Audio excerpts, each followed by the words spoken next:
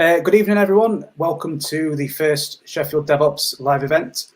I hope everyone's well, staying safe, etc. We've got a great couple of talks this evening for you from Andy Burgin and Matt Jarvis. Please post your questions on the live stream throughout the talks, and we'll showcase a few of them at the end of each talk.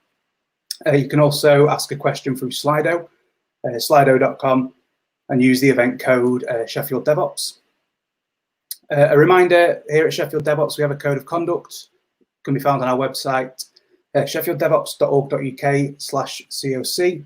If you see anything or hear anything that contravenes this, please message us on Twitter at Sheffield Devops, or you can message the organisers directly if it's more sensitive. Will is at Wilbertron, I am at Hatesols. Our event is hosted and sponsored by Affecto, as it has been for a good while now. We want to take the opportunity to thank them for their continued support. Before we get on to the talks, Mark and Emma from Affecto have got a quick update on a few opportunities they have. Hi, you all right? Hiya. Hello. Off you go. Yeah, thank you. For those of you that haven't met us in the past, we're Affecto Recruitment. We're a specialist IT and technology business based at Kelham Island in Sheffield. So we've supported DevOps for a while. So you've probably seen us around, but given it being a virtual format tonight, we thought we'd pop on, say hello and tell you a little bit about some of the roles we're recruiting for. So I'm Mark. I work alongside Emma, who you'll hear from in a minute, and my colleague Natalie in the delivery team. And what we do is we manage all of our candidate relationships. So we work on roles across the tech and IT industry. But over the last 6 weeks or so, we've seen a real positive upturn in ops and infrastructure and network engineering roles. So we've got 3 roles that we wanted to give you a brief overview about. So I'll pass you over to Emma to go through those. Perfect, thanks Mark. So I'm one of the delivery consultants at Affecto, and I just wanted to give you a quick overview of 2 opportunities that I'm sort of taking the lead on.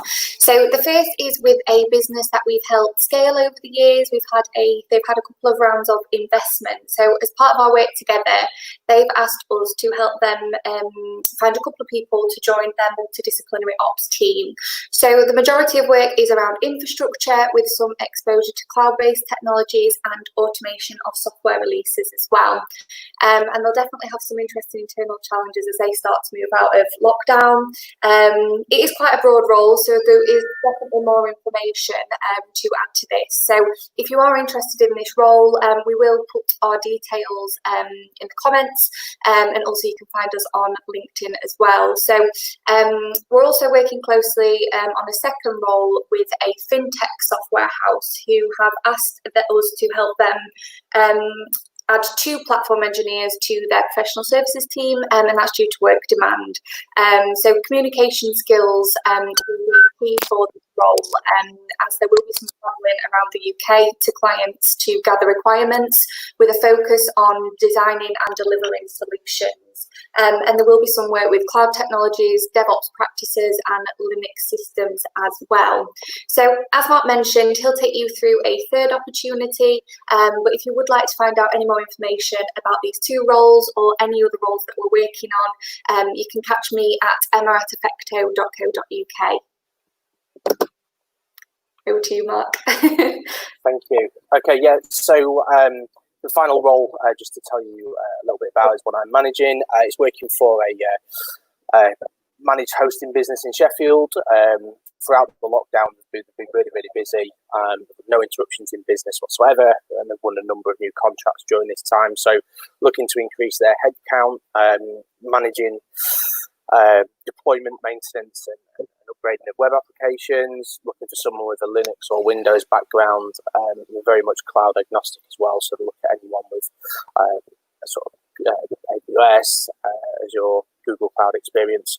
So yeah, and then the sort of final point from us really is we're seeing some positive signs in the marketplace. There's a general upturn in business across the board. So just recently we've helped product managers, DBAs, number of devs find new employment. So any businesses that you guys are working for that are looking to add to the technical team, just give us a shout. Cheers. Thank you. Thank you very much. Okay, so our first talk is from a Sheffield Devops veteran.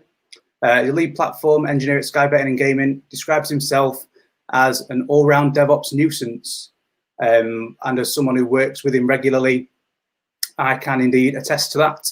He'll be speaking about understanding and visualizing the workloads that run on our clusters. So presenting Beyond Dashboards, Visualizing Complex Systems is Andy Burgin. Hi, Andy. Good evening, everyone. Nice to be back in Sheffield, even though I'm not back in Sheffield.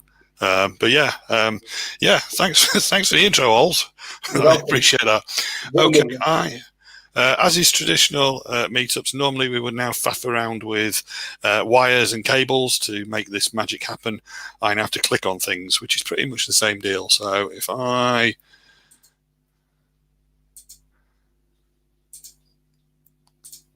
do this kind of thing, I'm hoping that you can see my screen. It looks like you can, so that's awesome.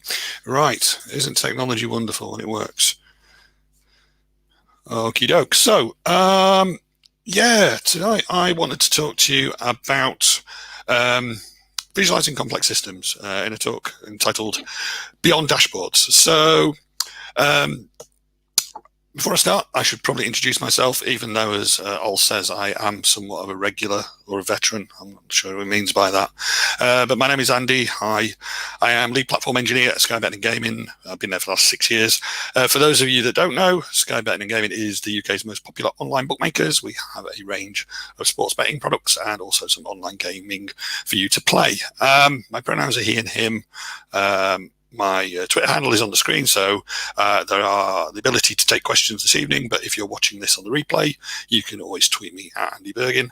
I spend my majority of my time in the day job working with Kubernetes as a technology, but when I'm not doing that, outside of work, I do help organise the Leeds DevOps meetup, and I'm part of the organising committee for DevOps Days London 2020, which probably isn't happening sadly this year, but we will be back in 2021 with all the usual shenanigans and fun of a DevOps Days conference in the capital.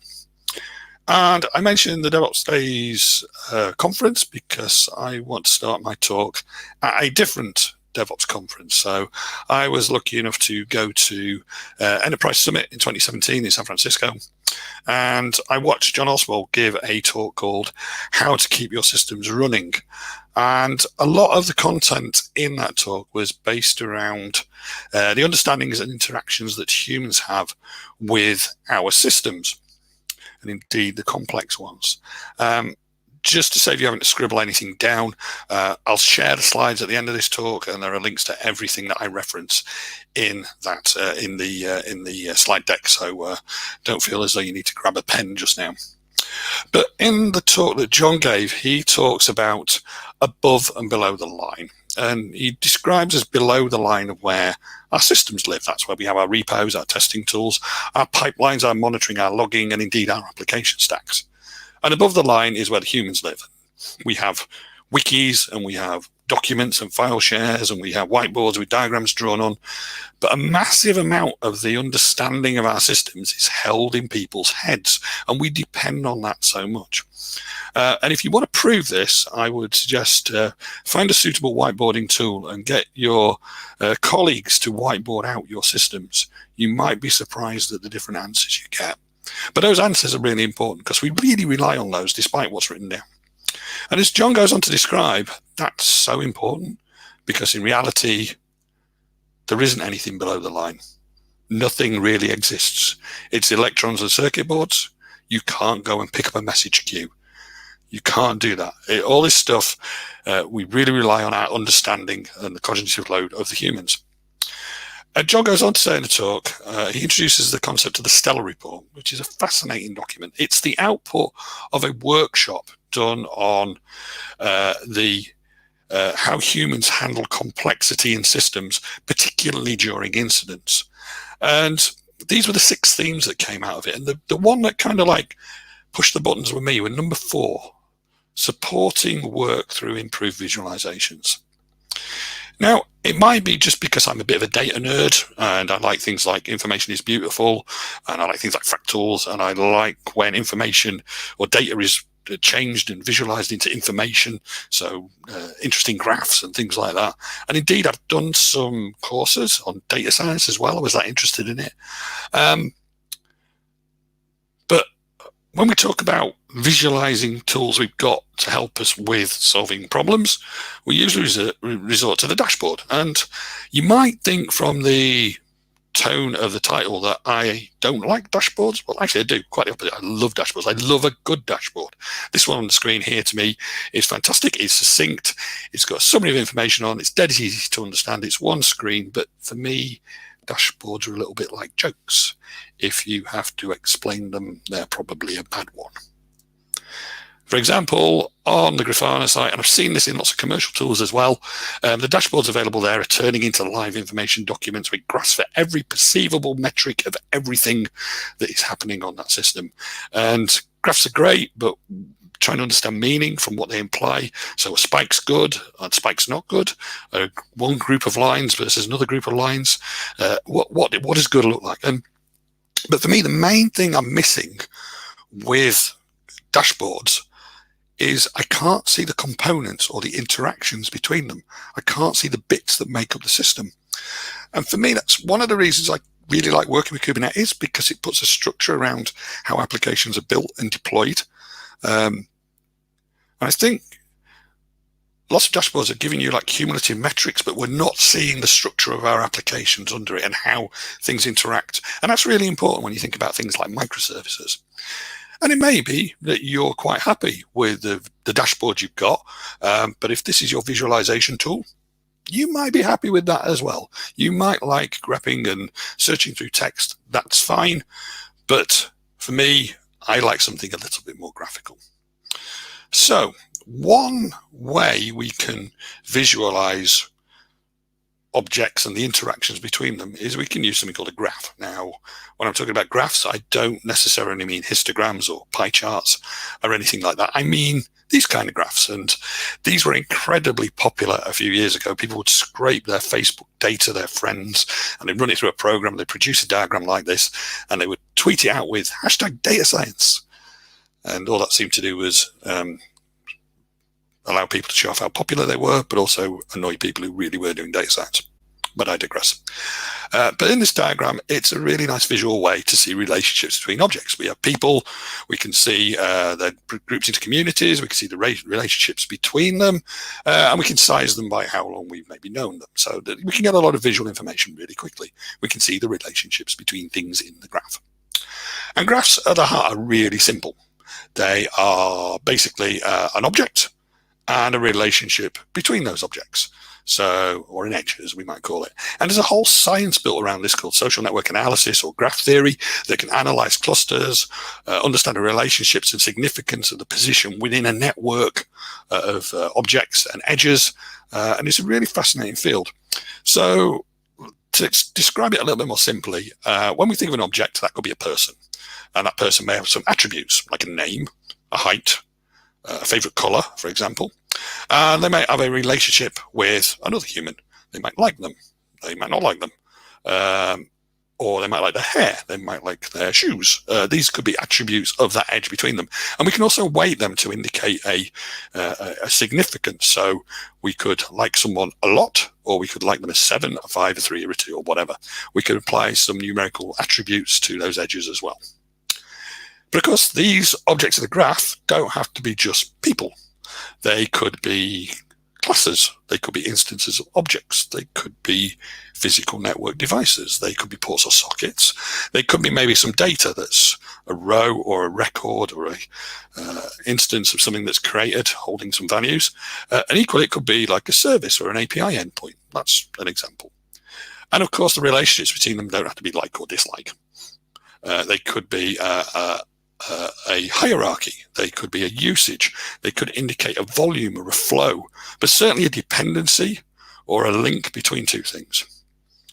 Or they could be Kubernetes objects. So I thought, I wonder if I can pull the Kubernetes objects in a complex system into a graph database, and then maybe try and work out what it shows me. Well, I'm not the first person to have done it. There are a few examples kicking around, but they tend to be like quite small and subsets of the data. So this is KViz on the left. I'll show an example of that in a minute. But there's also things like Weavescope and the Cockpit Kubernetes plugin for the Cockpit plugin and a few other things around. But I'm not really getting a whole holistic view of the system at this point. I'm just getting like bits of it. So I thought I'd come along today and I would show you some of what started out as L&D work and is now becoming a little bit more, maybe heading towards being a tool that I've done at Skybed and Gaming during my L&D time. Just a word of warning, this video has got some fast-moving graphics in it. It's got some flashing, it's got some flickering. If you are uncomfortable with that, you might want to skip the next 18 minutes of the presentation. And I also realized that this session isn't a Kubernetes meetup, it's a DevOps meetup. So I just need to give you a very, very, very quick crash course in Kubernetes objects and what they are and how they hang together. Let's go super simple. At the bottom of the tree, we have things called pods. You could replace that with containers. You could replace that with processors. We could use that phrase interchangeably. At the top, we have namespaces, which are grouping of workloads, which are the middle objects, and they look after our pods or our containers. So if you think about it, we've got groups of workload objects that manage pods. And then just to add a little bit of variety to it, we've also got our Kubernetes nodes. So these are like the VMs where those pods workloads will run, because that could be kind of important as well. So let's hope the technology gods are with me today as I try and flip to this video. Now, I've done this demo as a video for two reasons. Number one, less chance of the demo gods hating me, not completely, but also because I know how long it's going to take. Okay, so I won't overrun. So let's let this go in.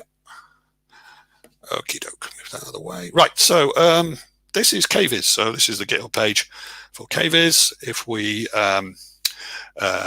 see it in action, it's using a force layout graph in D3, which is a JavaScript library to render stuff, but this is my little dev cluster I had running.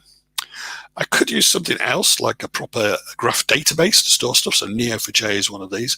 And this is like one of the early examples I found of somebody calling the Kubernetes API through an extension in Neo4j and pulling in all the object definitions and then rendering them in the viewer that exists in Neo4j. So Neo4j is an enterprise graph database. There's a community version as well, and basically it stores objects and edges between them, or nodes and edges. I'm running it in Docker here, so I've got some ports exposed, some extensions added. I'm mounting a folder so I can persist the data between runs, and I just start that up and then point my browser at it. To get the object definitions into Kubernetes, into Neo4j, I wrote some Go code. I didn't call the API directly. I use the Go client. So as you can see here, there's lots of Go code which loops through all the different types of workload objects and indeed the pods and those namespaces and those Kubernetes nodes as well. So that meant I could pull all that information out of Kubernetes along with like loads of properties and values, so names and IDs and stuff, and I could throw those into Neo4j. Now, it's a bit of a boring task, so I've already done it. But as you can see on my little test cluster here, I've got over 5,500 objects and 7,000 plus relationships. Now, Neo4j lets you query all these objects by using a SQL-like language. If you use SQL, it's a querying language, and I can get it to pull back certain objects and look at all the properties stored with it. And I can do aggregate functions and sorting and stuff, a bit like you can in SQL, so I can add up numerical values and group things. But I can also use the graphical viewer.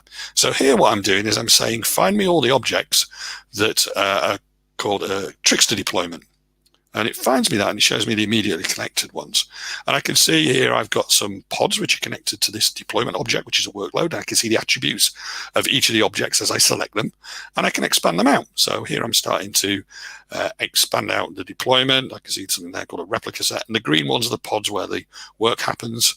And I can expand that out, and I can start to see the actual Kubernetes nodes now where the workloads run. So that's kind of like brown objects. I've got something called a service which connects the any network traffic to those pods as well. And then at the top of the shop, I've also got a namespace as well, which is the encapsulating objects of those in the hierarchy. So what I can also do is ask it a daft question, and this is where it gets powerful. So I can say, find me a pod and find me all the objects, all the different workload ones between it and the top level namespace. And I get all these objects back, and it's kind of clever because it doesn't care what they are. It doesn't care if they're a deployment or a daemon set or whatever. I just get these back. And I can start exploring this, and I can start dragging things around. And I pretty much created what I had before here, even though I started at a different point and got a different set of objects back. Now, if I start expanding things out, I can keep on going and going and going.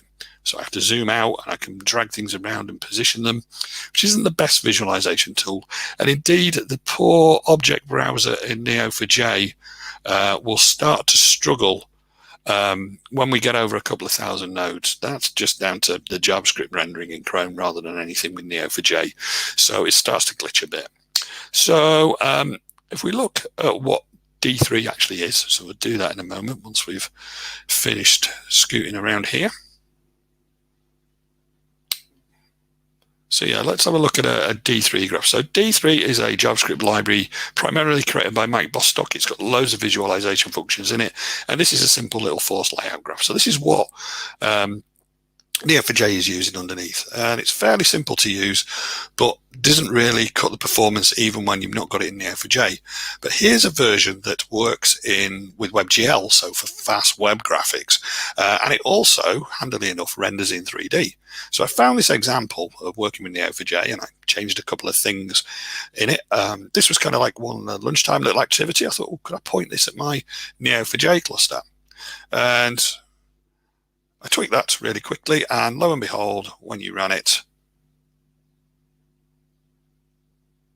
I got a 3D representation of all the workload objects, pods, services, and all the things in the cluster. And you can pick it up and you can drag it around. I thought it was kind of cool. So I stuck it on the big screen at work while my work colleagues were out at lunch. And when they came back, got kind of two different reactions. Some people thought it was the coolest thing they'd ever seen and started doing Minority Report hand gestures. Other people said it's just a hairball. Where's the meaning? And they got a point. They're not the first person to think that. Indeed, Martin Savinsky, who is rapidly becoming my most favorite person in data visualization, has a couple of other approaches to rendering these graph databases, and he's very, very much against the hairball. And when I say very much, I mean very much. Martin argues that you could take exactly the same data and indeed the same render and just rotate it and imply different meanings. And if you start using different layout algorithms, you can imply all sorts of meaning that may or may not be in the graph. So I thought, okay, what I need is perhaps a better tool for this. And I recalled from my experiments with data visualization I'd done a few years ago, I'd actually used a tool for social network analysis called Gephi. And Gephi is designed to work with really large graphs. It's a desktop application, so it's pretty quick with its rendering. But it's got a load of tools built in to identify clusters of things and analyze the relationships between them. It's kind of meant for relations between people. What I've done here is I've enabled something called the streaming API so that we can talk to it over HTTP. And then inside Gephi, I have an extension loaded. Sorry, inside Neo4j, I have an extension loaded, which allows me to query all the objects and send them to Gephi. So here I am pulling out all the different attributes of the objects. And if I hit play, that will sit whizzing and whirring. It's not the quickest over these 5,000 objects, but over a period of time, we can see these arriving in Gephi in the middle, all these little dots and lines. And you can see in the top right, there's a count of how many we've got going up. So we can see the number of edges. Through the power of video editing, we will skip forward till we've got nearly all 5,500 in there. And there they go. We've not quite got all of the objects. There's something else we need to do. So we flip back to Gephi, and basically anything that's not attached to the big component in the middle of the network isn't being picked up by my little bit of Cypher. So I need to run something a little bit of an alternative to pick up the remaining objects, which is exactly the same thing, but with a not clause in there, and that will pull the rest back over to Gephi. So I want 5, 5, 6, 7 nodes and 7, 2, 3, 4 edges, and lo and behold, 5, 5, 6, 7, 7, 2, 3, 4. Yay! So in Gephi, we can look at data in a number of ways. We've got something called a data laboratory, which is a bit like an Excel spreadsheet, and we can sort the objects in there, and we can scroll through, and we can see the different columns values are filled in based on the different objects, because each of the object types have different fields, but there are a lot of replica sets and a lot of pods. So this is great. I can see the data in there and I can look at the edges as well. But the power comes when we start looking at the overview tab and we start organizing our visualization. So if we color the nodes by one of the fields that exist in all the objects, so type, I'll just move that out of the way, we can see immediately some understanding. Over half of our objects are replica sets. That's interesting. So this block is useless, so let's use a layout to arrange it based on the relationships between the objects, and we see something very similar to our 3D render, but obviously this is in 2D. So let's spread things out a bit. So what have we got here? What are we actually seeing? So you remember that chart hierarchy I showed? Well, that's kind of there. So this little black dot here is a deployment, so that's a workload object that creates something called replica sets in Kubernetes, these little pink ones. And that pink dot goes to a green dot. That's a pod, that's where a container is running. And that in turn is connected to a service and to the pink namespace objects at the top of the tree. But our pods run on nodes, so they're all for reasons embedded in the middle of the cluster. So if we try and find a pod, there's a pod. I can see the node. Let's choose a different one. And if I scroll over the node in the middle, I can see all the pods which are running on that node, so on that virtual machine, and they're connected to other workload objects in different deployments. This is an interesting part of the graph. We're going to look at this in some detail later, but we seem to have a lot of deployments and replica sets that don't have any pods, no workload, but then we have a lot that do. So we can start investigating as to why that is. There are some statistical analysis tools built in to allow us to do the graph theory stuff, but we're not going to use those. Instead, I'm going to use the filters that are built into Gephi, and I'm going to hide and show objects really by doing this. So this is kind of a graphical if statement. So what I can do here is I can choose which type of objects I want to display on my graph. So let's look at things from the perspective of workload. Let's take out the actual nodes where those objects run. So let's do that. So they go away. If I now run the layout again, I get something very different. I get these little islands of objects. So what are they? Let's go and have a look. Well, these turn out to be the individual namespaces, so groups of workload objects. And some of them are nice and simple, like this one. And we can show the labels and get the names of the objects in there. And we can start to understand what objects are in our namespaces visually, and then we can do some other analysis as well. So I can see here that's a nice simple one with a couple of deployments, but I've got other objects as well. I've got some bigger ones. This one at the top is of particular interest because of the amount of things that it's got in it. Well, again, we shall have a look at that later. But there are other workloads in there with different types of objects. This one's got some jobs, some cron jobs running in there, as well as pods. So we can see that the namespaces have different types of workload in there, but they're all pretty much fairly reasonably sized apart from that one. Okay, let's have a look at this from a different perspective now. Let's look at the actual pods and the nodes where they run. What can this tell us? So again, we filtered everything out. So all the workload objects have gone. And if we arrange this, we get these little islands of pods. So these pods are in the middle, the blue ones are the nodes where they're running the virtual machines. And then we get all the pods, and we can see they've pretty much got the same number of pods. But what we can also do is we can size by the attributes collected by the Go code. So here I can look at the status of these pods. So are they running? Have they finished running? Is there a problem with them? And immediately I can start looking at the node objects in the middle, and start understanding about the workload. Maybe these failed pods indicate there's a problem with the node. I can go and find out. I can look in the O4J. I could go and look on the cluster. But I can also size them by any of these fields. So I'm going to choose the amount of CPU that's been requested by each of these objects. And what we can see here, when we zoom out, is that the Kubernetes scheduler has done quite a good job. It's shared the objects amongst the nodes in the cluster. Some of them look bigger than others. Some of them are obviously greedy. Maybe they need to be, maybe they don't. Again, we can obviously look at the outliers like this rather large one here, and we can go and look in Neo4j, or we can start looking on the container and find out if there is indeed a problem. So, as well as using Neo4j, I thought I would pull out the data a different way. So I'm using something called the shared informer in the Kubernetes API here, and I'm pulling out all the different objects in the order they're created. And so I get kind of a log, and I'm writing this to a file. So I get kind of an event, the pod, and then some properties about that. What I also did, because I thought it'd be useful, is I collect a load of current memory usage and CPU usage from each of the objects as it was running. So I'm building up a log file of kind of a history of what happens here. I kept seeing a pattern in the data, though, just by scrolling through, where there was this toggle namespace seemed to have objects that were adding relationship, deleting a relationship, adding a relationship, and that was happening periodically through the data. So I thought there must be something worth investigating there, and that's just by observing the events in the log file. So I want to get this into Gephi now, and it won't read that format. So I write a conversion program which uses a graph exchange file, which is a Gephi graph exchange file. Basically, it loops through each of the events, and it builds up a hierarchy of objects with the relationships between them, but also some timestamps of when they were created and when they went away. And you can see that in the data there. So if I import this into Gephi, get rid of the old data, and it loads that in. And again, we get a nice block of dots. Let's do what we did before. Let's just color these by the type of object. And we should look in the data laboratory. There's a lot less data, but you will notice that there's now an interval field which has this timestamp for the object's lifespan in it. So we go back to the overview and just position this for the layout, and we run the layout. Let's choose my favorite one, and yeah, that looks pretty similar to what we've seen before.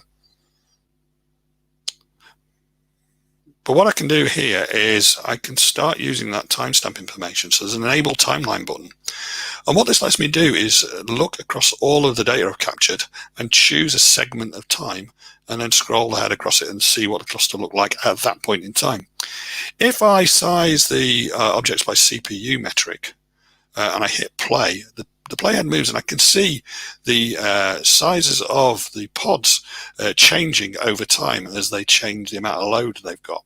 So I've now got like an ability to kind of replay and look at point in time data, which is really powerful. If I scroll through the data, I can find my toggle namespace. If I select that, I can then go to the overview, and it will be there on the left hand side. And what I can do again is I can shrink down this window and drag this playhead across, and I should start seeing that relationship being created and deleted between the toggle DB, so that one there, and a pod inside the cluster there. So I can see that green line being created and deleted as we scroll across things. So that means that we are able to then go and find out why that's happening. Here's a little bit of fun. So I'm going to arrange everything into a big circle. Okay. And then this is a different data set. This is a busier test server. We're going to look at Monday morning and see what happens as workloads get cranked up. So if I shrink this down to a particular area of time, and I run the layout on that so we can see that, what we see as we hit the play button is we see the objects being added to the clusters as things spun up. So I can see all the pods arriving at the namespaces and the structure adapting to that as it goes. So that's kind of cool. But I can also look at it via the workload perspective. So if I select deselect the nodes in there, so just have it with the workloads, and arrange the cluster into those workload islands, and then I hit play, I can see which namespaces those workloads are going to. So I can kind of visually see where it's getting busy in the cluster. And finally, I can view this by compute as well. So I can just choose pods and nodes, so I can look at how this compute works. And if I do the layout again, so yeah, pods and nodes. If I do the layout again, we'll be able to see those hubs. So these are the individual nodes with the pods associated with them. And if we hit play now, what you'll see as the workloads arrive, you can see which node they are going to. Now, in the middle at the top just below the top node, we're going to see a node being created as the cluster scales up. So there it goes, and you can see the workloads being scaled to that node there. So we're starting to see the cluster over time. Now, there's not just this this particular layout. This one's a hierarchical one. So we can view the hierarchy of the cluster. So here I can see all the different workload types and how they're broken into the different namespaces. But again, I can size these so I can start to see which are the hungry namespaces. And one feature we've not looked at here is we can also use this preview version, so we can get a vector version of this out so that we can print it in high res and stick it on the wall of our work colleagues for them to be impressed by our handiwork. This is finally, this is just this isn't Gephi, this is D3, this is a parallel coordinates graph, and this is all the pod data taken out of Neo4j and plotted across the various axes for all their properties, and you can kind of see where things group by moving these kind of highlights around. So it's not just about Gephi, there's lots of interesting visualization data we can get out of there. So that's the end of the demo. Okay. So what have we learned from doing that? We've seen a lot of stuff. We've seen a lot of different ways of looking at the data. We've seen a lot of different ways of working. What have we found out from this? What has it taught us? Well, the thing to remember is being a DevOps nuisance, I'm very keen on people experimenting, particularly on our test clusters. Not so keen on our live clusters, but that's okay. But by experimenting on our test clusters, we are encouraging a culture of experimentation and learning. So I'm expecting to see things that look a little different or unexpected. I saw a few things, but these are all chances we then have to go and speak to teams and engage with them and find out why they are doing certain things. Let's look at one of the early things. So this was actually Neo4j. This was looking at the data in Neo4j. It's one of the few visualizations I got out before it kind of locked up on me in Chrome. But I got this out, and we can see these what look like yellow daisies, which are quite pretty. But what they actually are they are deployments with replica sets located around them. Now, in Kubernetes, by default, your replica set count is 10. That allows you to roll back to kind of 10 revisions of your deployment. In this particular example, the team had set it to a lot more than 10, let's put it that way. But we could go and talk to them and ask them why they were doing that and do they need any help. Another example of Neo4j is I mentioned about asking vague queries in Cypher. So in the example, I said, I have a specific pod. Can you show me everything that's connected between it and the namespace, so all the different objects between? And I didn't care what those objects were between them.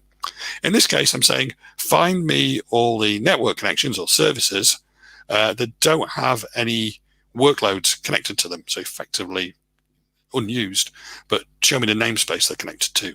So then I can identify namespaces that have lots of these unused services, and I can talk to the teams about why is there a problem with your workloads. Another thing which was really useful is by sizing the workload, by sizing the pods by some of the metrics, so CPU and memory, we could work out if there was a correlation between those two requests. So did we have people which were just requesting loads of memory and CPU, or CPU or memory? And it turned out to be the CPU or memory. By sizing these, we can see that they're not the same pods that have got the high level of request. Another thing we found out was sometimes the API lies to us. These two pods here, which you can just probably pick out in a diagram, were apparently requesting 1 million terabytes of RAM. I only wish our clusters had 1 million terabytes of RAM. They don't. Instead, these particular pods were a more reasonable 1.2 gig, but for some reason the API reported it incorrectly. So make sure you trust your data. This whole kind of hairball, and I suppose we'll call it head, if you like, trying to understand what's going on there. I broke this into two by using Gephi and then did some analysis on it. So by breaking this into 2 bits, I found something quite surprising.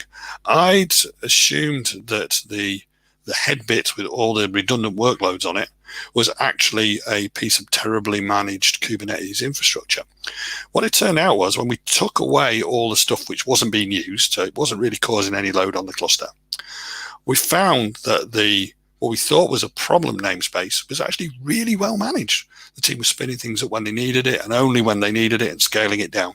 Really well managed. I don't think we're going to get away from the hairball in when rendering like this, even though, as you can see on the left-hand side, largely reduce the number of edges and nodes there. We still have a complex system, and to me, that hairballiness is an indication of complexity. This was an interesting find. So if we took away all the objects which weren't in use, so we took away all the unused workloads, and we sized everything by age, we found out something really interesting, particularly when we filtered it down. So we could see with our replica sets, which manage pods, that some of them have been there a very long time. And what that was a potential problem is these hadn't been rolled or updated. So maybe the pods they were pulling in might have out-of-date features in them. Maybe they might even have vulnerabilities. And we can go and talk to the teams about that. If we look at the idea of compute, so we look at nodes and pods, we could size by, say, the number of restarts and look and color them by the status. And we can see immediately that one node has 2 pods which have been restarting a lot. Is that a problem with the node? Is that a problem with the workload that's on it? But it's an indication that it might be a problem with the node, and we can go and investigate that. Equally, if we size by CPU requests, so we can look for hungry pods, and color by status, we can see that 1 or 2 of the nodes where the workloads are running may have a problem. It seems to be 2 nodes have a lot of the failed pods on. That might just be the workload. But equally on the right-hand side, we've got a couple of pods there that are in pending state. And that's a little bit of a sign of maybe we have a problem with this whole approach, because by taking a snapshot in time, what we're not seeing is what the cluster looked like a minute before and a minute after. So that's why the timeline view is much more useful, so that we don't know how long those pending pods have been there. They might have only been there a couple of seconds. They might have been there a massive amount of time. And that could indicate a problem with how those pods have been scheduled. We can also look at it from the workload perspective. And we can start coloring by status there. So rather than thinking about which nodes things are running on, looking at which workload object they belong to, and we can see maybe we've got a node at the bottom we've got a workload at the problem that's got some problems with its failed pods. Why are those workloads failing? Maybe we need to go and investigate that. But a word of warning, it could be that you jump to conclusions. I found an anomaly. You can see the anomaly. This is on one of our test servers. And I panicked, I'll be honest, and I posted into our Slack channel, anybody know what this is? And the lessons learned were pay attention at stand-up and make sure you know when people are load testing. So you can jump to conclusions with this stuff as well.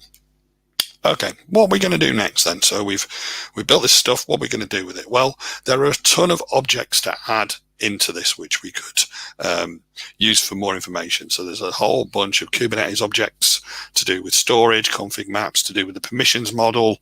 We've got tons of data, tons of metrics sitting inside Kubernetes and also sitting inside Prometheus. We could pull these in and we could analyze that as well. But the obvious one is networking.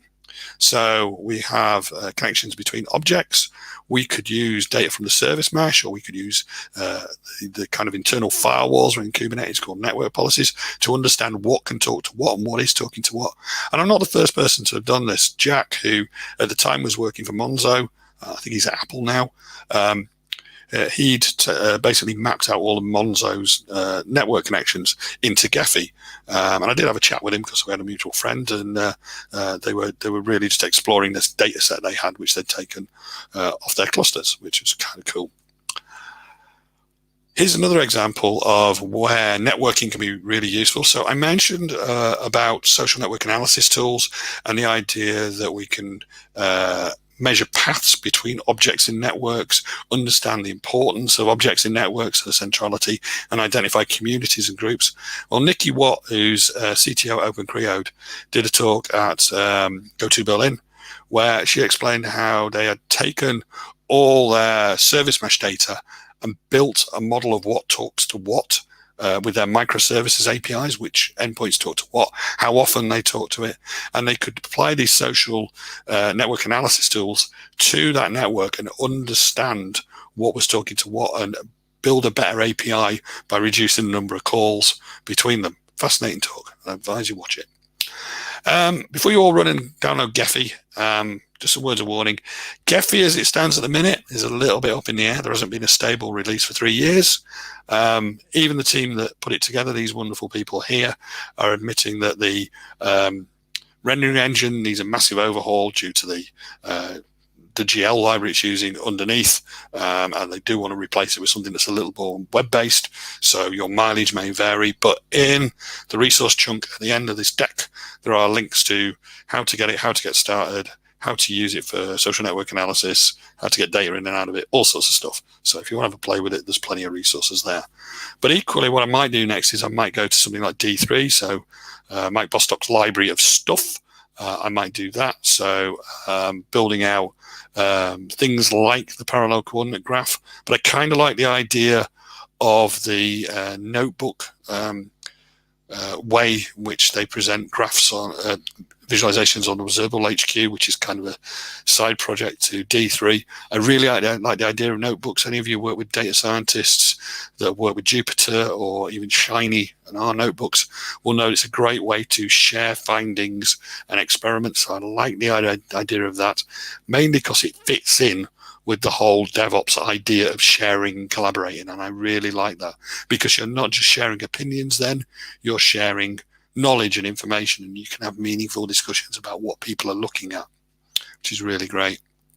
And for myself, Sky Betting and Gaming, my team kind of love this book for 2 reasons. Number one, we're in it.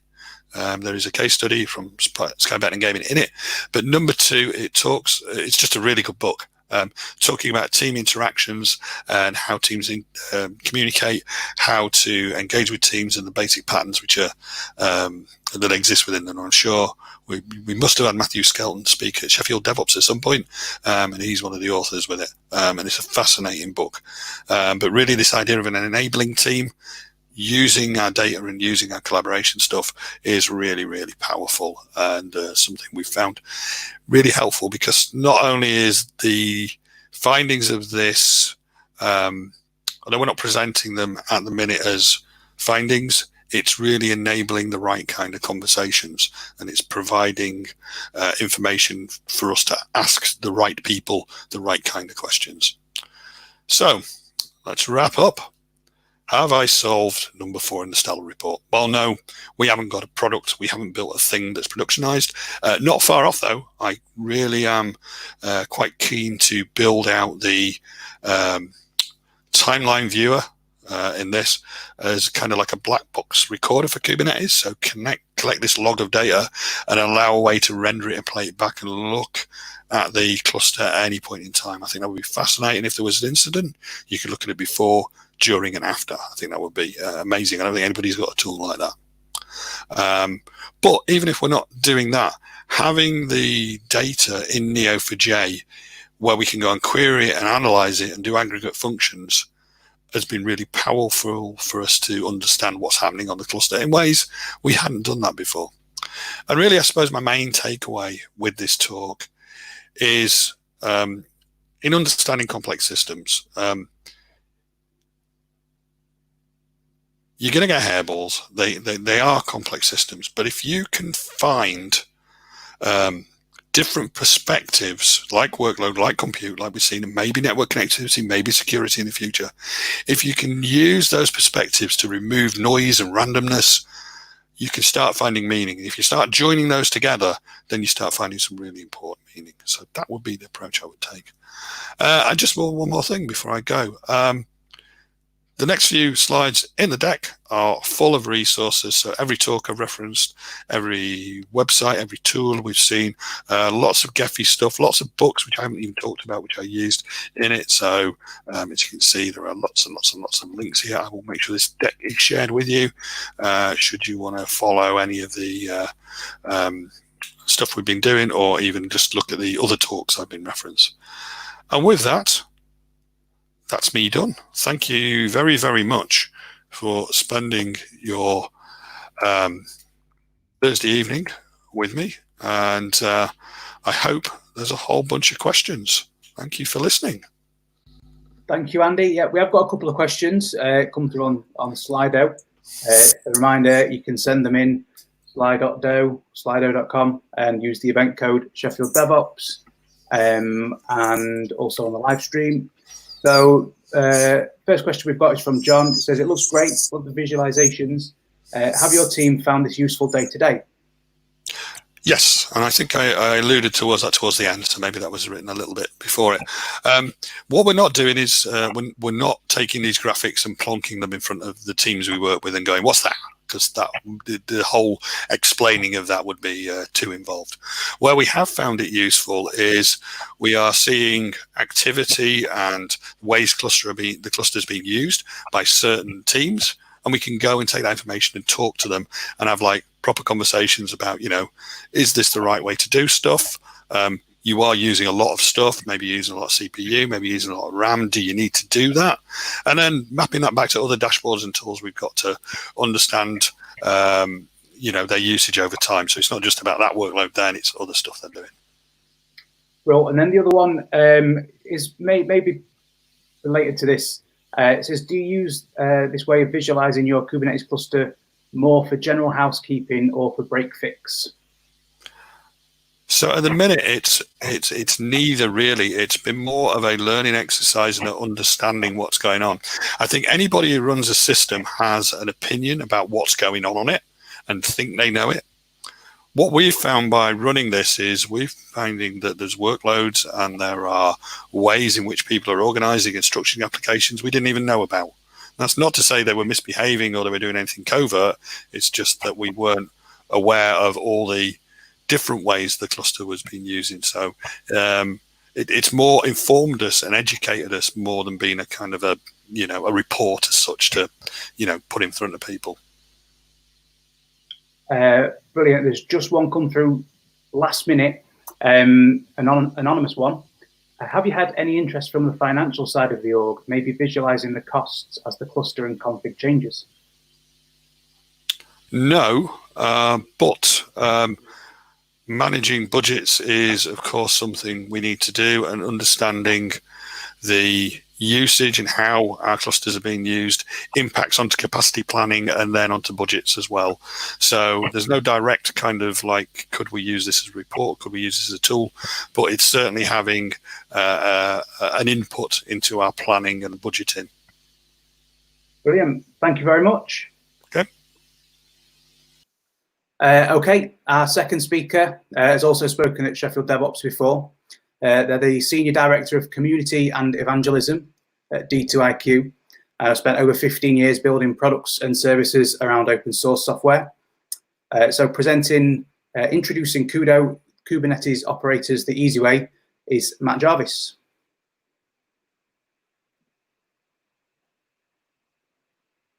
You muted yourself. Technology, wonderful thing. Right, unmuted.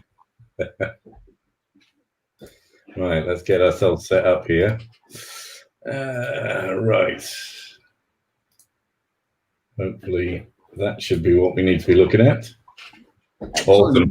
So when we get to the demo, Oliver, you can switch things around again. Rightio, I'll be on standby. Okay, let's crack on. This is me. I'm Matt Jarvis, Director of Community at D2IQ. For those of you who aren't familiar with us, we are a software company based in San Francisco who build cluster orchestration software around Kubernetes and around Apache Mesos. So let's just start by setting the scene for what we're going to be talking about here. So Kubernetes and I guess really all other orchestration systems built around the idea of declarative state work very well for stateless applications. And a stateless application, I'm sure most folks will know, it's a program that doesn't save client data generated in one session for the next session with that client. So every session's carried out as if it was the first time, and responses aren't dependent on data from a previous session. So in practice, what that tends to mean is that we can stop and start our stateless applications and they'll just start executing. In general, we'd run this kind of thing behind a load balancer, and we could scale them up, scale them down, just by adding or removing instances. And we can also deploy new versions very easily by just replacing all the running instances. We can have various ordering strategies for how we perform those tasks, things like blue-green deployments for testing new versions. But fundamentally, the management of them is pretty much binary. Either we're running or we're not. And stateless applications are intrinsically intertwined in the move towards microservices architectures, where we connect together lots of very simple applications, which each have a particular well-bounded function. And I guess to the adoption of container technologies to manage them, because they're fundamentally well suited to the patterns that systems like Kubernetes give us. We just declare that we want a specific number of our application to exist, and Kubernetes will create them for us. It's basically a binary process. We're running, we're not running, we don't have to worry about any complex operations to configure them before we start deploying. So if all applications were stateless, then the world of application deployment would be super simple. And sometimes in our industry, you could get the idea that that's the case. Unfortunately, that's not actually true. The second class of applications are stateful, where the app is retaining data, retaining state across its entire life cycle. Whilst you've got older, more monolithic type applications like SQL databases fit into this paradigm, there are also a lot of architectures where the individual elements making up a particular service are actually clustered together in some way. They might be sharing data between them, or they need to be synchronized together in some way. And this is a lot more complicated as a whole area of computer science unto itself. But typically, these kind of applications have a set of life cycle states which require logical ordering of actions in order to maintain operation. So in general, we can't just start and stop them, expect the overall service to continue to operate or to continue to be performant. We might need to wait for rebalancing of data. There might be multiple steps involved in something like an upgrade operation. And that applies not only to upgrading, but also to scaling, to failure scenarios. And all of these operational strategies require what we call domain-specific knowledge to manage. So they're unique to the application. So those operations for something like a Cassandra cluster are different from a Kafka cluster or an HDFS deployment. You know, these things all have fundamentally different architectures, and so that impacts on the kinds of the kinds of ordering of things that we need to do in order to keep them running. So Kubernetes was originally very focused on stateless application architecture. One of the fundamental features of Kubernetes is that the scheduler can move pods around between agents. That works fine for those stateless apps, but not so well for stateful. They tend to not to like their storage and networking not to change during operation, unless we handle that in a very specific way. So in order to try to handle the complexities of stateful applications, Kubernetes added this concept of stateful sets, which gives us these stable network and storage. But that doesn't really solve all of our problems, because Kubernetes still doesn't know what's actually going on inside our pods. And so, as an example, we can consider, doing rolling upgrades of nodes in a Kubernetes cluster. We have a fictional master-slave type database running in a stateful set. The node running that leader upgrades and reboots, so we might lose some transactions there. At this point, the database cluster might trigger a re-election, elect a new leader, and when that original one is rescheduled, it comes back up in a cluster with a new leader that it might not be aware of. That could cause issues in itself, but even if it then settles back down into a new role as a follower node, Kubernetes then sees all our nodes are back up again and starts to roll out an upgrade to another node, potentially hitting our new master, and so on. So, in this, how happy is our fictional database likely to be during that process? The answer is not very. The point here is that the domain-specific knowledge of how to safely do a rolling upgrade of our fictional database here isn't captured by that concept of stateful sets. So how do we automate and package that knowledge up? Well, the kind of emerging solution to this problem is the operator pattern. And operators basically encapsulate operational tasks in code. It can either be run, when an API is invoked automatically or on a schedule, whatever. So we can orchestrate application lifecycle actions using Kubernetes APIs. So what operators do really is they encode that domain-specific knowledge about the lifecycle actions required for an application. How do I scale it? How do I upgrade it? How do I deal with failure scenarios? And they achieve all of that using native Kubernetes APIs. So what are operators? Well, typically when we install an operator, we'll likely get the operator itself. That's the code that manages the lifecycle of that particular thing and where that domain-specific knowledge is encapsulated. And we'll also likely get a bunch of custom resource definitions, CRDs, which extend the Kubernetes API to address new resource types. So you add a new type, put some data in it, instantiate it. We've got a fictional example there of a MySQL cluster resource. But it's important to note that up until recently, these have all been unique. So these operators have tended to be purpose-built for each application. And they've kind of been two main ways of building operators. There's quite a few others, but these have typically been the main ones. The first one's the operator framework. This originated at CoreOS. And then, obviously when CoreOS were acquired by Red Hat, that's kind of become a Red Hat project. And you can build operator framework operators using Ansible or Helm charts, but mainly you're going to be using the Go SDK. Then there's the Kube Builder project. This is part of the SIG API machinery sub-project in Kubernetes. And again, these operators built using, in that way, written in Go. And you're going to need to write a lot of Go to build an operator using that.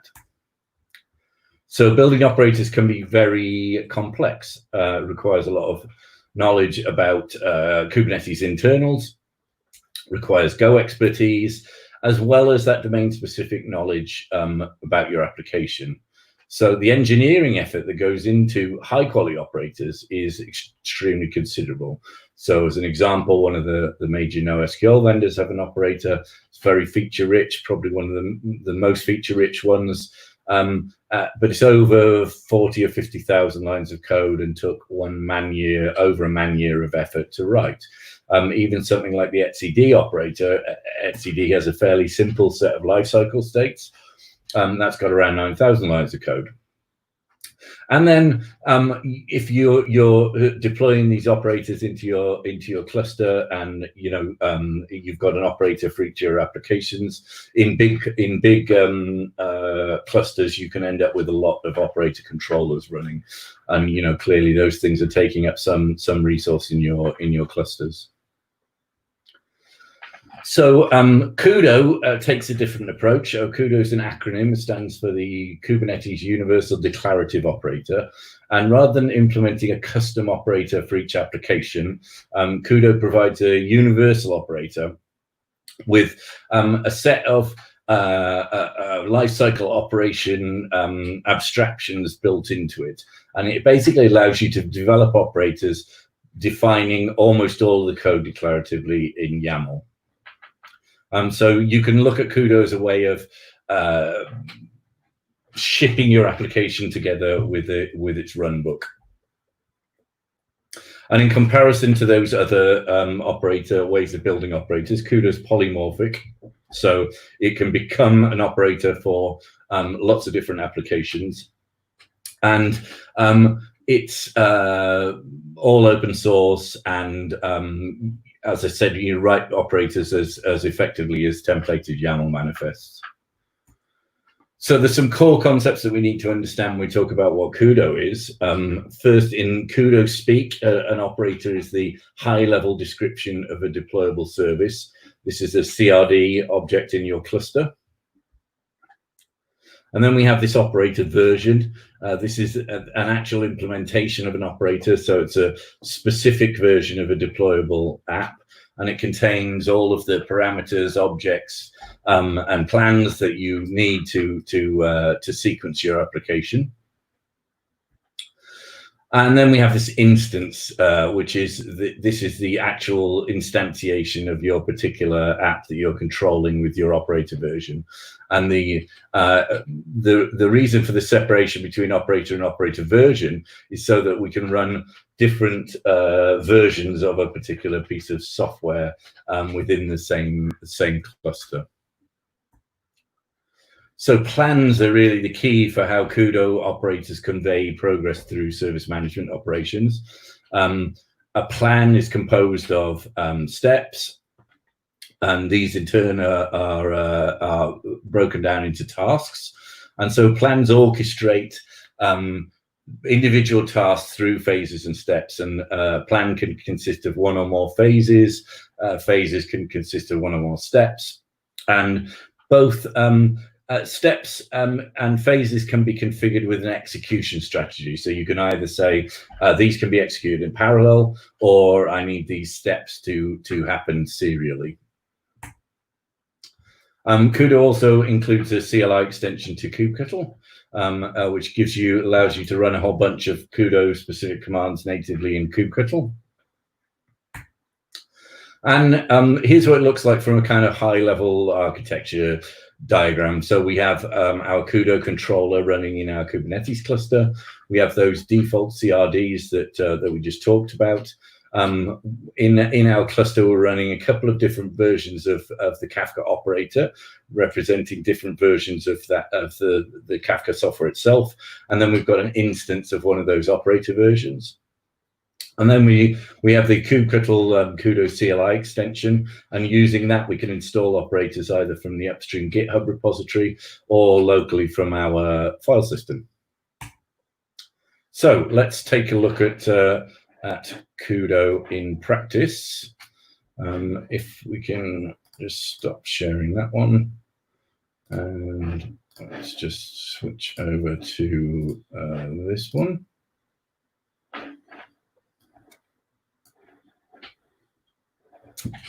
Let's just see if we can make that text a little bit bigger. Just reset that terminal. Okay, let's make a start there. Okay, so I've just got a clean Kubernetes cluster here. I'm just running locally on my laptop. Hopefully it's still there. Yeah, it is. And I've got nothing running in that cluster at the minute. I've got no CRDs, no pods. And if I do kubectl get operators, at this point, my Kubernetes cluster not only doesn't have any operators, it doesn't even know what an operator is. And so I can, first of all, I'm going to install KUDO. So I can use the KUDO CLI command to just do this kubectl KUDO init, which is going to install KUDO from the upstream GitHub repository. So that's now installed KUDO into my cluster. And now I can see I've got those default CRDs that we just talked about. And we should also have a bunch of API resources.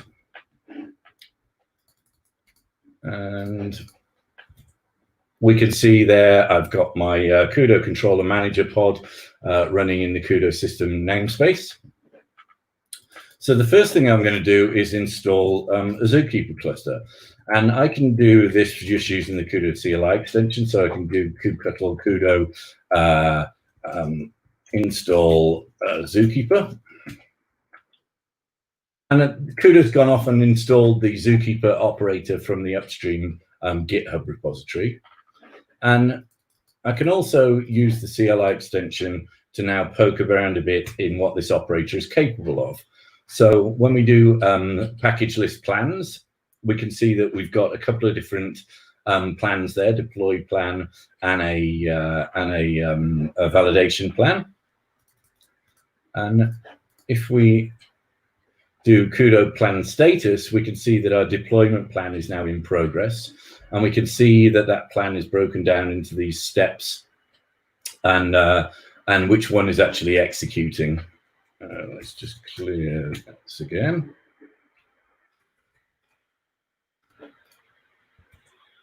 So we also get a whole bunch of useful metadata when we describe our Zookeeper instance, about which plans it's executed and timestamps and all that good stuff.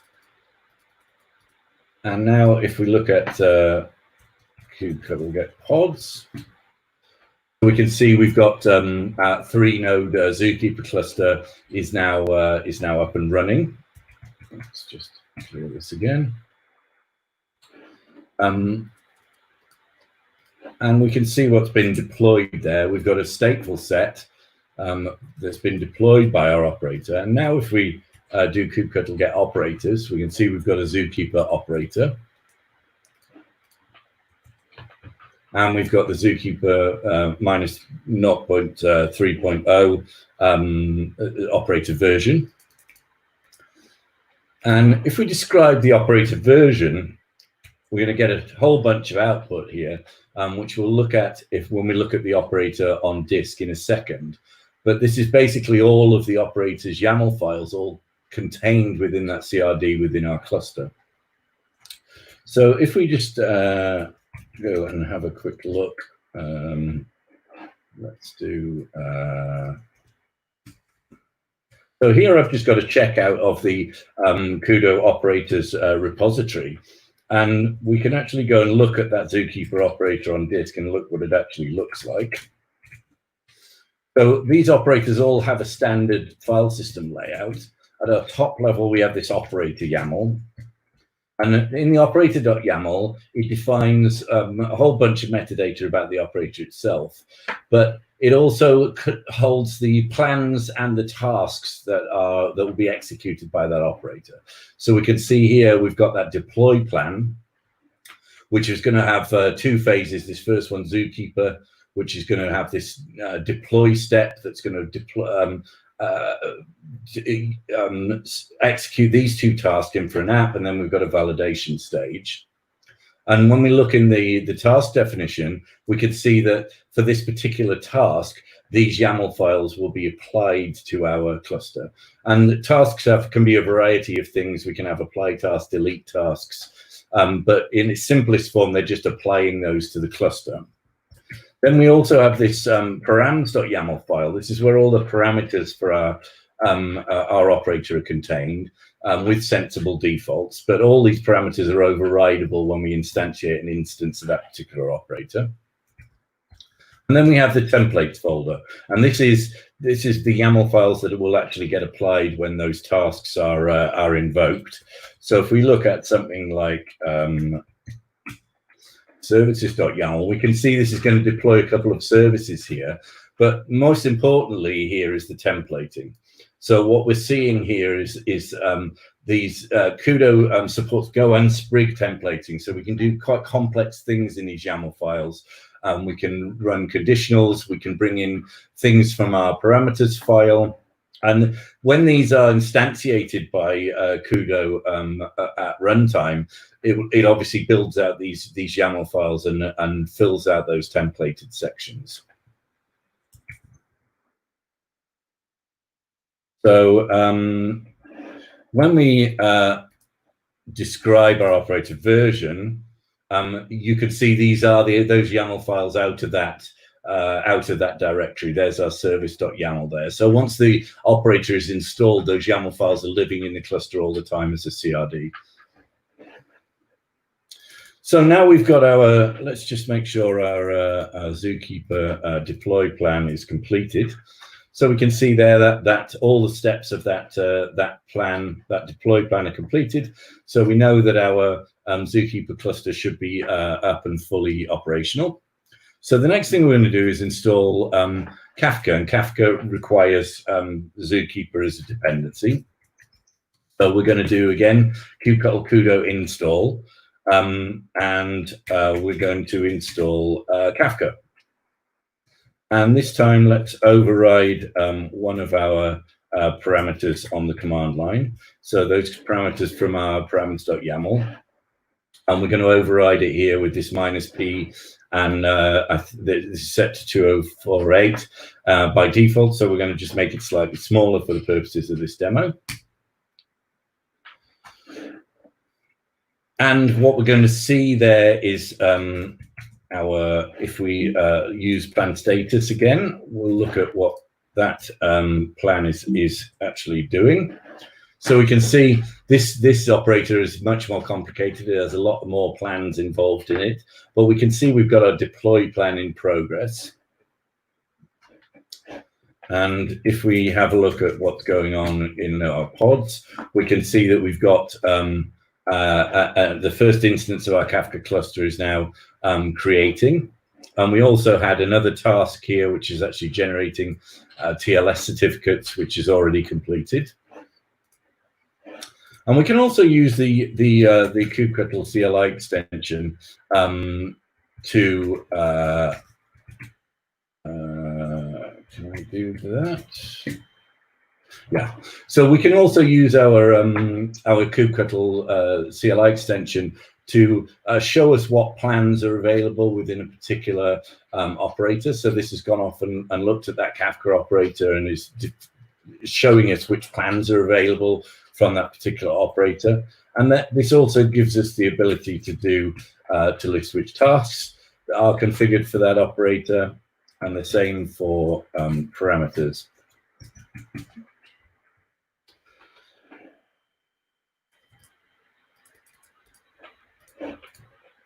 And again, we can describe the instance and see what's happening with that, look at various bits of metadata. And let's just keep a watch on what's going on there. So we can see our second instance of our Kafka cluster is now up and running, and we've got our third instance now starting. By default, this Kafka operator will give us a 3-node Kafka cluster.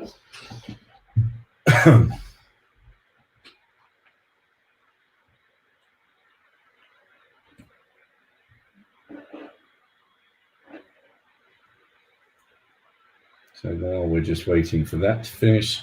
Let's just take another look at the status of our deploy plan.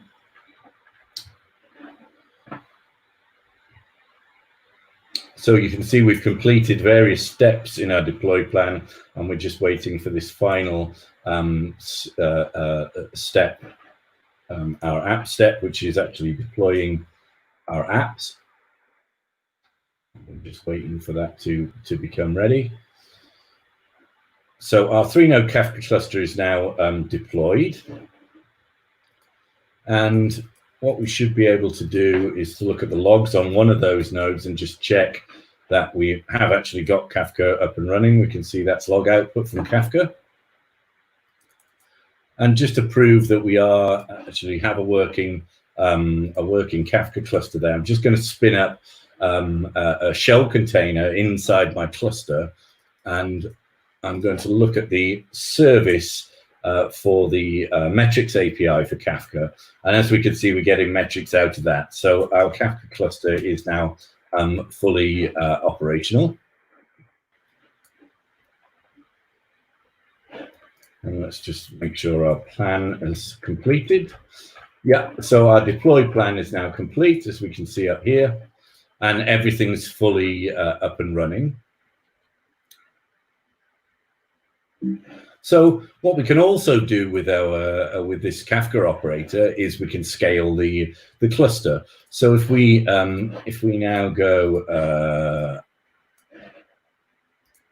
kubectl kudo update -- instance Kafka instance, and we want to upgrade, we want to change one of our parameters -p, and we're going to increase broker counts to 5. If I can spell that correctly. So KUDO's now updated that plan, and what we're going to see is that our is going to start to scale up. We can see we've already got one of those nodes up and running.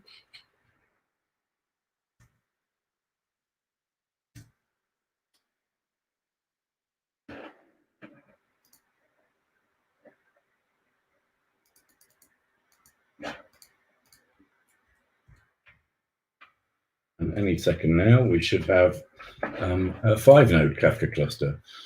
Let's just take a look at our plan status again.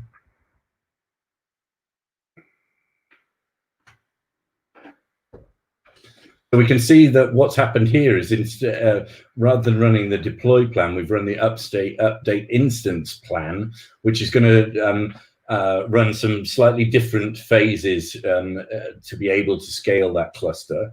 And it's just running the final stages of that plan. And our 5-node cluster is now up and running, and we should see that plan any second complete.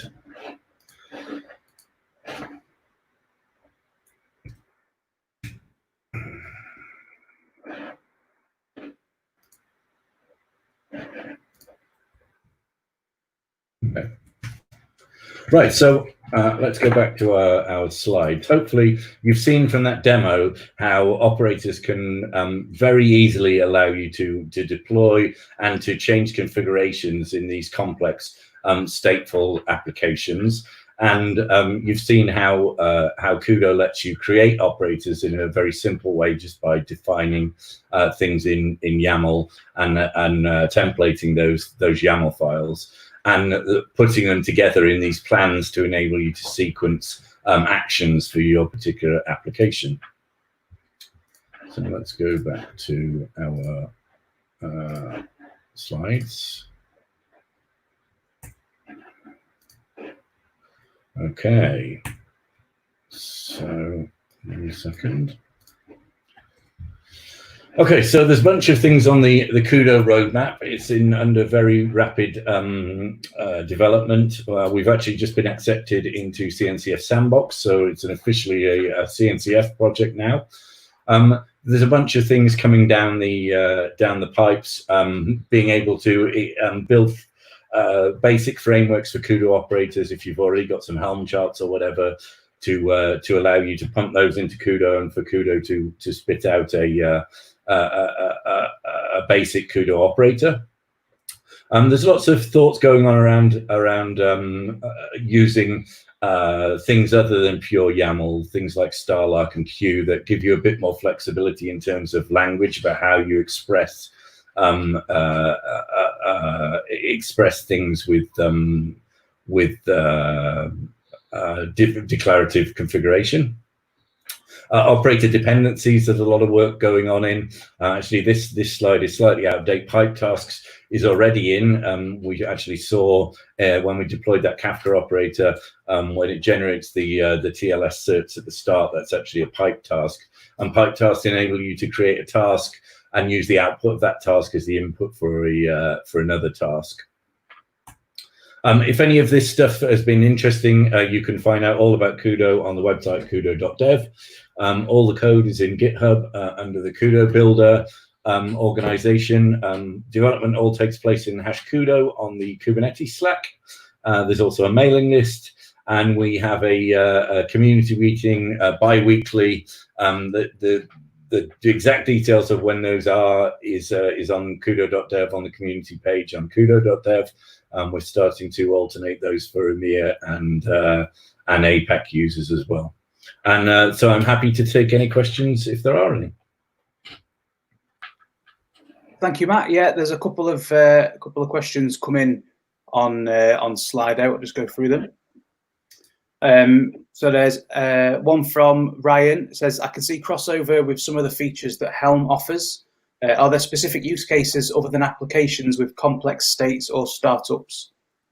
Yeah, so this is a question that gets asked a lot. I mean, you know, operators are in general this idea that you've got this controller running all the time in your cluster. I mean, obviously, I only showed deployment operations there, But the idea behind all operators is really for all of those day 2 type operations that you want to do while that application is running in your cluster. Helm charts have tended to be more focused on purely application deployment. I don't think that that Helm and operators are mutually exclusive. I think there's probably places for both of those. Operators in general are, as I say, more focused on life cycle of long-running stateful applications. Brilliant, thank you. There was another one, anonymous one. It says, "This looks great. Where is the best place for tutorials to start learning how to build operators?" So KUDO.dev, and I've actually just written the first part of a blog series that's just been published on KUDO.dev about writing an operator using KUDO, where I go through step by step writing an example operator. There are 2 further parts of that which are going to go live in the next week or so. But yeah, KUDO.dev has all the documentation for developing operators. And as I said, my blog will also guide you through creating all the steps of how to best do development of KUDO operators. And the whole community is very friendly. So if you do have questions or whatever, please do come and hang out and hash KUDO on the Kubernetes Slack and ask any questions. And there'll be plenty of folks there who'll be more than happy to help. Brilliant, thanks a lot. They were the only 2. If there's any that come through, you're reachable on Twitter. So I am, yeah. Please feel free to reach out to me through any of those methods. I'm more than happy to answer questions about KUDO. Brilliant, thank you very much. I'll just bring Andy back in. Hello. Thank you both very much for this being with us on this historical evening. Pleasure. Hopefully everyone watching has found it useful, enjoyed it. I think this event is just going to stay on YouTube and be watchable and shareable. If it's I don't know, first time. If it's a different link, we'll tweet it out from the Sheffield Devops account, but hopefully it's just this link. So feel free to share it with friends and colleagues. All feedback is welcome with this format. Please tweet us at Sheffield Devops. And we're even branching out into other forms of social media. We're on Instagram now. Yeah, this is mainly for like DevOps memes, but so yeah, thank you again to Affecto for their support with this. Andy and Matt for your fantastic talks and the questions that we got as well. So yeah, stay safe and hope to see everyone in person as soon as it's safe to do so. Take care.